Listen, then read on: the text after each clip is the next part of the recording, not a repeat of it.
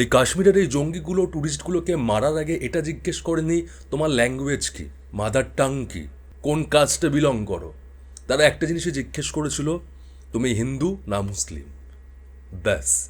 আর এই আমাদের সনাতনী, এই হিন্দু, এরা বাংলায় দাঁড়িয়ে হিন্দিতে কথা বলা যাবে না, সাউথে দাঁড়িয়ে তামিলে কথা বলতে হবে, এরা এই করে যাচ্ছে। ভাষা, জাত, কাস্ট যতভাবে ভাঙা যায়, যতভাবে ভাগ করা যায়, এরা ভাগই করে যাচ্ছে। এই কাশ্মীরের ঘটনার পর যদি চোখ না খোলে, না শিক্ষা হয়, এখনও যদি একটা পরিচয় না হয় যে আমরা সনাতনী, আর কিচ্ছু বলার নেই। কদিন আগে আমরা বাংলায় দাঁড়িয়ে মুর্শিদাবাদ দেখতে পেরেছি, কদিন গ্যাপ গেছে তার মাঝখানে, আজকে কাশ্মীর। দেশের বিভিন্ন জায়গা থেকে একটা একটা এরকম নিউজ আসতে চলেছে, আর হাতে চুড়ি পরে বসে থেকো। এখনো যদি একটা পরিচয় আসতে না পারো যে হ্যাঁ হিন্দু বা সনাতনী আমরা, কোনো জাত নেই, কোনো কাস্ট নেই, কোনো ল্যাঙ্গুয়েজের ব্যারিয়ার নেই। আলটিমেটলি বাংলায় কিছু হলে অন্য পলিটিক্যাল পার্টিকে ব্লেম করা, অন্য জায়গায় হলে তার উল্টোটা হওয়া, তো পলিটিক্সের দিক থেকে শুধু ব্লেম গেম চলে। মাঝখান থেকে মারা যায় না এই সাধারণ মানুষগুলো। বাংলার কয়েকটা লাস্ট যেগুলো ঘটেছে, চাকরি যাওয়া থেকে শুরু করে, স্ক্যাম থেকে শুরু করে, শিক্ষাক্ষেত্রে যা যা, আলটিমেটলি সব কিছুর শিকার সাধারণ মানুষ। এই অ্যাটাক হচ্ছে, মুর্শিদাবাদে হয়েছে, আজকে কাশ্মীরে হলো, কোনো পলিটিক্যাল লিডার বা কাউকে কারোর ওপর কিচ্ছু আঁচু আসে না, মাঝখানে পিষে মারা যায় সাধারণ মানুষ। তাই আলটিমেটলি এই সাধারণ মানুষের যদি চোখ না খোলে, এখনও অবধি রক্ত গরম না হয়, জাত পাত ল্যাঙ্গুয়েজ ছেড়ে একটা জায়গায় যদি আসতে না পারো, খুব খারাপ দিন ওয়েট করছে, খুব খারাপ দিন ওয়েট করছে। এই কাশ্মীরের ঘটনা হওয়ার পর যখন ফেসবুক জুড়ে মানুষে পোস্ট করছে যে সব মুসলিম টেররিস্ট নয়, কিন্তু সব terrorist Muslim, loud and clear বলে যখন পোস্ট করছে, সেখানে অনেক মুসলিম মানুষজন প্রোটেস্ট করতে আসছে শিক্ষিত কথাবার্তা বলে। কিন্তু কিন্তু আমি এখনও অবধি কোনো মুসলিমকে দেখলাম না যে এটার এগেনস্টে কোনো পোস্ট করতে, যে এতগুলো হিন্দুকে হিন্দু পরিচয়ের জন্য মারা হলো। কিন্তু যদি মুসলিমের ওপর পয়েন্ট আউট করা হয়, তারা প্রোটেস্ট করতে চলে আসছে, কিন্তু এটার এগেনস্টে তাদের কোনো পোস্ট আমি এখনও অবধি ফেসবুকে চোখে পড়েনি। আজকে মুর্শিদাবাদে যেটা ঘটেছে, তোমরা কি গ্যারান্টি দিয়ে বলতে পারো যে যে মুসলিমগুলো হিন্দুদের বাড়ি ভাঙচুর করেছে, মেরেছে, তারা সবকটাই লোকাল? তাদের মধ্যে এরকম আতঙ্কবাদী লুকিয়ে নেই বাইরে থেকে এসে উস্কাচ্ছে বা লিড করছে? কারণ কাশ্মীরের মতো জায়গায়, যেখানে এত হাই সিকিউরিটি, যেখানে সাধারণ মানুষের এত চেক আপ করা হয়, সেখানে আতঙ্কবাদীরা বুক ফুলিয়ে দল বেঁধে অস্ত্র নিয়ে আরামসে ঢুকে যাচ্ছে, ঢুকে নিজের বাবার সম্পত্তি ভেবে ঢুকে গিয়ে সেখানে বুক চিতিয়ে হিন্দু চলো গুলি করে দিয়ে চলে যাচ্ছে। তো সেখানে বাংলাতে কেন ঢুকতে পারে না? কালকে অন্য জায়গায় যদি আমরা ঘটনা শুনি, সেম জিনিস হয়েছে, সেখানে কেন ঢুকতে পারে না? তো আমি বুঝতে পারি না যে কিছুদিন আগে পুলওয়ামার যে অ্যাটাক হলো, সেখানেও জানা গেল না যে কী করে ঢুকলো। এতগুলো হিন্দু সৈনিককে যে মেরে গেল, ইন্ডিয়ান আর্মিকে যে মেরে গেল, সেই আতঙ্কবাদী ঢুকলো কোথা থেকে? কী করে পারে তারা আরডিএক্স এইসব জিনিসপত্র নিয়ে ঢুকে যেতে? যেখানে আমরা সাধারণ মানুষ যদি কাশ্মীর বলো এরকম কিছু জায়গায় যদি যেতে চাই, আমাদের এত চেক আপ করা হয় যে আমাদের সব ওকে কিনা। তো সেখানে আমার কোশ্চেন যে আর এরা আসে কোথা থেকে? খবরে শুনতে পাচ্ছি নাকি ঘোড়ার পিঠে চড়ে এসেছে, ট্যুরিস্টদের সাথে মিশে এসেছে। কেন চেক করা হয় না তখন? সিকিউরিটি কোথায়? আজকে যদি ভারত, বড় বড় গলায় বলা হয় হিন্দুস্তান, হিন্দুস্তানে দাঁড়িয়ে যদি হিন্দুর এই দশা হয়, এর থেকে লজ্জাজনক আর কিচ্ছু নেই, এর থেকে লজ্জাজনক আর কিচ্ছু নেই। মুর্শিদাবাদ যেতে পারিনি, আজকে কাশ্মীর।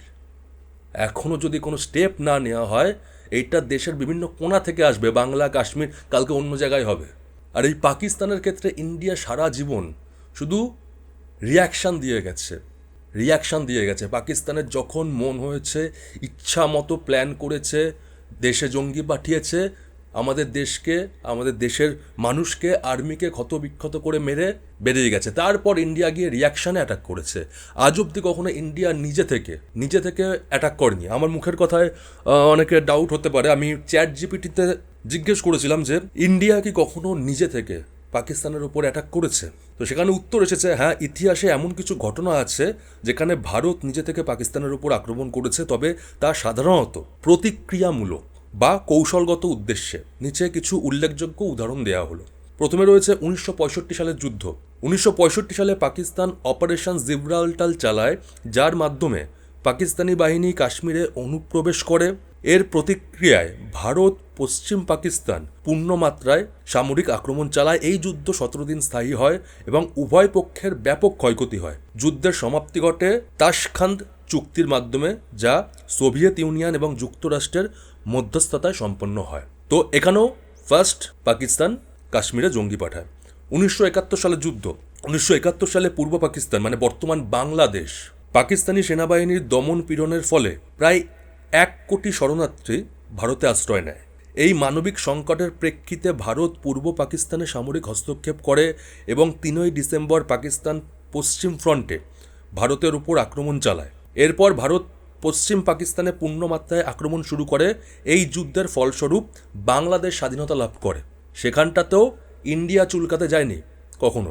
2019 সালের বালাকোট এয়ার স্ট্রাইক। 2019 সালে কাশ্মীরের পুলওয়ামার যে ঘটনাটা ঘটে, আত্মঘাতী হামলায় 40 জন ভারতীয় জওয়ান নিহত হয়। এই হামলার দায়িত্ব পাকিস্তান ভিত্তিক জয়েশ-ই-মোহাম্মদ সংগঠন স্বীকার করে।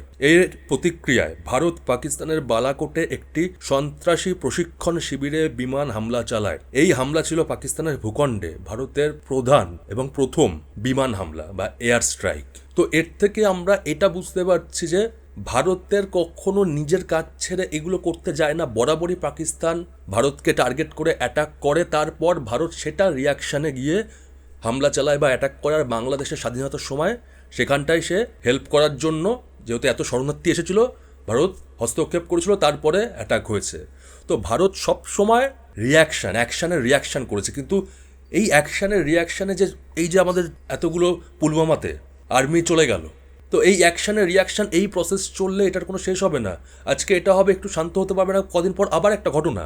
এবার ভারতকে নিজে থেকে উঠতে হবে যে ওরা যখন করবে আমরা তার উত্তর দেবো। এই করলে হবে না, যাতে আজকে যেটা হলো ইন ফিউচার মানে গোড়া থেকে সমাধান যতদিন না হবে এ চলতেই থাকবে। কিন্তু যারা চলে যাচ্ছে তাদেরকে আমরা ফিরে পাবো?